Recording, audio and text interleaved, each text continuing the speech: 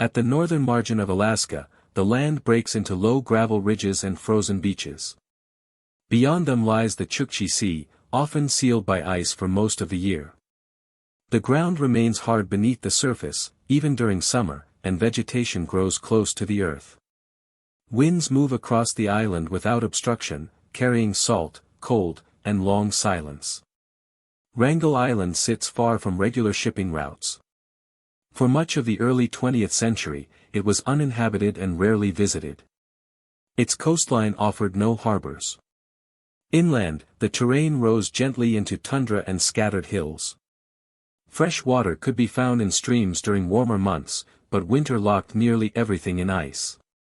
Temperatures routinely fell far below freezing, and darkness stretched for weeks at a time. There were no settlements, no permanent structures, and no reliable means of communication.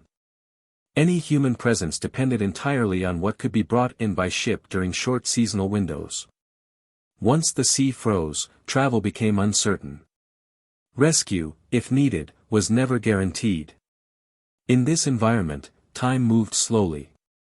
Days were marked less by clocks than by light, weather, and physical necessity.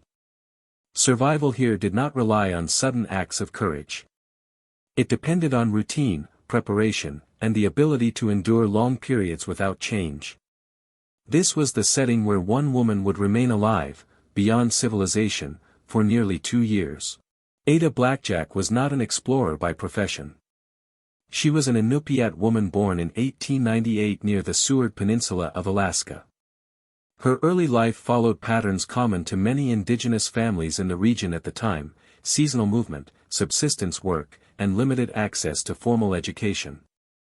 As a young adult, she spent time in Nome, where wage labor was available but inconsistent. By the early 1920s, she was a single mother with a young son who suffered from tuberculosis. Medical treatment required money she did not have. In 1921, an unusual opportunity appeared. A small Arctic expedition was being organized by Vilhjalmur Stephenson, a well-known polar explorer. The goal was to establish a human presence on Wrangel Island, partly to support territorial claims in the Arctic. The plan involved landing a small group on the island with supplies, then returning the following year with reinforcements and additional provisions. The core expedition consisted of 4 young men: Alan Crawford, Fred Maurer, Lorne Knight, and Milton Gow. They had varying levels of Arctic experience, though none had lived for extended periods in complete isolation. What they lacked most was someone who could sew clothing, prepare food, and manage domestic routines in extreme cold. For this role, they sought a woman, ideally indigenous, with practical skills suited to Arctic life. Ada Blackjack agreed to join the expedition as a seamstress and cook. Her decision was shaped less by adventure than by necessity. The wages promised were substantial compared to other work available to her, and the money could support her son's medical care. She was not told she would be responsible for survival beyond those defined duties. Nor was she trained as a hunter or navigator. In September 1921, the expedition ship landed on Wrangel Island. Supplies were unloaded, including rifles, ammunition, canned food, flour, and equipment intended to last until the following summer. The ship departed before sea ice closed in. With it went the last direct link to the outside world. At that point, the arrangement still appeared temporary. The men expected relief within a year. Ada's role seemed clear and limited. The isolation, though real, was understood as finite. No one present believed they would remain beyond civilization for nearly 2 years, or that only one of them would leave the island alive. The first winter arrived earlier than expected. By October 1921, sea ice had already begun to form around Wrangel Island, sealing the shoreline and eliminating any remaining chance of ship access. The expedition members understood that no vessel could reach them until the following summer, at the earliest. From that moment, they were committed to enduring at least one full Arctic winter. Their initial months followed the plan as written. The group established a base near the coast, constructing a small shelter from driftwood, packing crates, and canvas. Supplies were inventoried and rationed. Hunting trips were organized to supplement the food they had brought with them. Ada Blackjack remained close to the camp, sewing parkas, repairing clothing, and preparing meals from both stored and hunted food. As winter deepened, conditions hardened. Temperatures dropped sharply, and daylight shortened until the sun no longer rose above the horizon. Travel became slower and more physically demanding. Hunting success was inconsistent, and the men began to rely more heavily on their stored provisions. Still, morale remained relatively stable. Relief was expected within months. The shift from temporary isolation to long-term abandonment occurred gradually, without a single defining moment. In the summer of 1922, when the ice began to loosen, no ship arrived. Weeks passed. The men scanned the horizon regularly, watching for smoke or movement. None appeared. Supplies were now lower than planned. Hunting became more urgent. The men decided to split into pairs and attempt longer journeys across the island to find food and possibly reach the Siberian mainland by ice. These decisions carried risk, but staying in place seemed equally uncertain. One by one, those risks became irreversible. Illness weakened some members of the group.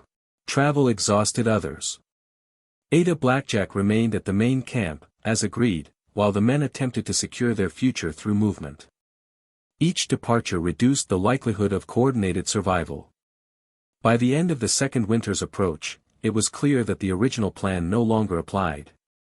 The island was no longer a temporary station. It had become a closed system, defined by limited resources and shrinking options. The point of no return had passed quietly, without announcement. By the beginning of the second winter, daily life on Wrangel Island had narrowed to a set of repeated actions. With no external timetable remaining, survival depended on consistency. Ada Blackjack followed routines shaped by necessity rather than planning. Each task addressed an immediate requirement: warmth, food, shelter, or health. The main camp consisted of a small hut reinforced against wind and snow. Inside, space was limited. Supplies were stored carefully, separated by type and remaining quantity. Ada kept track of what could still be used and what had already been exhausted. Flour, sugar, and canned goods were rationed conservatively. Nothing was discarded unless it was clearly unusable. Food preparation followed a strict pattern. When meat was available, it was boiled or dried to extend its usefulness. Ada had learned preservation techniques earlier in life and applied them without modification. Seal meat, polar bear, and bird were all treated similarly.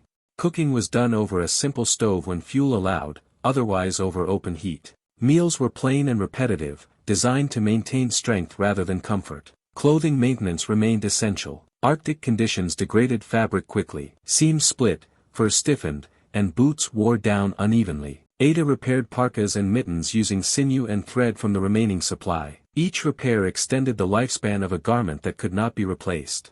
Exposure injuries were an ongoing risk, particularly during travel outside the shelter. Hunting and trapping were no longer shared tasks. After the men left the main camp or became incapacitated, Ada was forced to learn skills she had not been trained for. She practiced shooting under controlled conditions, conserving ammunition. Small game became a primary target when larger animals were unavailable. Success was irregular, but even limited results affected survival margins. Health management became increasingly solitary. Minor injuries were treated immediately to prevent infection. Cold-related conditions were addressed through layered clothing and restricted movement. When illness appeared, there were no remedies beyond rest and rationed food. Ada remained functional by limiting unnecessary exertion and adhering to predictable routines. Mental endurance was supported by structure rather than reflection. Days were divided by tasks instead of hours. Morning began with checking the shelter, fuel, and weather. Midday involved food preparation and repairs. Evening focused on securing supplies and reducing heat loss.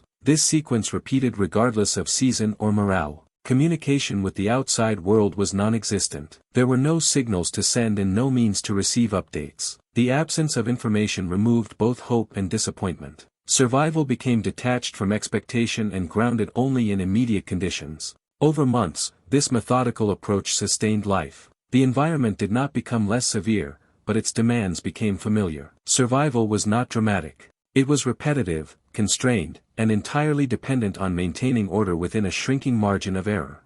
By late 1922, the limits of the situation became increasingly clear. The men who had left the main camp to seek help did not return. Alan Crawford attempted to reach Siberia alone and was never seen again. Fred Maurer and Milton Gall left together later, intending to cross the ice toward the mainland. Their route was long and uncertain. No confirmed contact was ever made. Their absence reduced the group to Ada Blackjack and Lorne Knight. Knight had been ill for months. He showed signs consistent with scurvy, a condition caused by prolonged vitamin deficiency and common in polar expeditions of the period. His mobility declined steadily. He became unable to hunt or travel, and eventually unable to leave the shelter. Ada assumed responsibility for his care in addition to her own survival needs. This period marked a shift in daily life. Tasks that had once been shared or staggered now competed for limited energy. Ada gathered fuel, prepared food, hunted when possible, and maintained the shelter alone. Caring for Knight added further constraints. Food had to be prepared in forms he could consume. His condition required attention, though there were no effective treatments available beyond rest and nutrition. Winter returned with familiar severity. Darkness shortened the days, and storms restricted movement. Ada reduced excursions outside the shelter to essential trips only. Ammunition and food supplies were critically low. Each decision carried consequence. A failed hunt meant days without fresh meat. A damaged garment risked frost injury. Knight's condition continued to deteriorate. He became increasingly weak and less responsive. Ada remained with him, following the same routines she had established earlier, adjusting only when circumstances required it. There are no detailed records of conversations during this time. What is known comes from later accounts and physical evidence found at the site. In June 1923, Lorne Knight died. The exact date is uncertain. Ada buried him near the camp, using the tools and strength she had available. With his death, she became the sole survivor on Wrangel Island. The weeks that followed were marked by further reduction. Ada moved into a smaller shelter to conserve heat and energy. She abandoned unused structures and focused on maintaining a single living space. Hunting became more deliberate and cautious. Risk tolerance decreased. Injury or illness could no longer be offset by assistance. Psychological pressure increased, though it was expressed through behavior rather than recorded reflection. Ada continued her routines without visible alteration. She marked time loosely by seasons and environmental change. The absence of others did not change the requirements of survival, only the margin for error. Rescue remained uncertain. Supplies were nearly exhausted. Ada prepared for continued isolation without expectation. She repaired a small boat left by the expedition, despite limited materials, in case open water appeared. This work was slow and physically demanding, but it represented the only remaining option that did not depend on outside intervention. By the end of the second summer, Ada had endured illness, loss, and prolonged solitude. The environment had not changed, but the human presence on the island had been reduced to one. Survival now depended entirely on whether the outside world would return, and whether she could remain alive long enough to meet it. In August 1923, after nearly 2 years without contact, a ship appeared off the coast of Wrangel Island. It was the Donaldson, sent north after reports suggested that the original expedition had failed to return. The arrival was not immediate. Ice conditions still restricted movement, and the vessel remained offshore while a smaller boat was prepared. Ada Blackjack was alone when the rescue party reached the camp. She emerged from the shelter wearing clothing she had maintained and repaired over many months. Her physical condition reflected prolonged hardship, but she was able to walk and communicate. She led the rescuers to the remains of the settlement and to the grave of Lorne Knight. The absence of the other men was confirmed by their belongings and the lack of any trace indicating survival. The rescue did not involve urgency or celebration. There were no dramatic gestures. The party documented the site, gathered records left behind, and prepared Ada for departure. Supplies were removed selectively. The island was left largely as it had been found. Ada was transported south and later returned to Nome. Her survival was reported widely, often framed in ways that did not reflect her own account. Some narratives emphasized her role as a domestic worker rather than as an active survivor. Others questioned her endurance despite clear evidence of prolonged isolation and self-sufficiency. Medical examinations confirmed the strain she had endured. Malnutrition and exposure had taken a measurable toll. However, she had avoided the scurvy that afflicted others, likely due to her continued consumption of fresh meat. Her survival strategies, while not formally documented at the time, aligned with known Arctic subsistence practices. The expedition itself was later assessed as poorly planned. The assumption that relief would arrive within a year proved unfounded. The decision to leave individuals with limited experience in complete isolation was criticized. Ada Blackjack's role in maintaining life on the island became clearer as records were reviewed. With her return to civilization, the period of isolation ended quietly. The environment that had defined daily life for nearly 2 years receded into memory and record. The island remained remote, unchanged by the brief human presence that had tested its limits. Ada Blackjack's survival became a subject of historical interest for several reasons.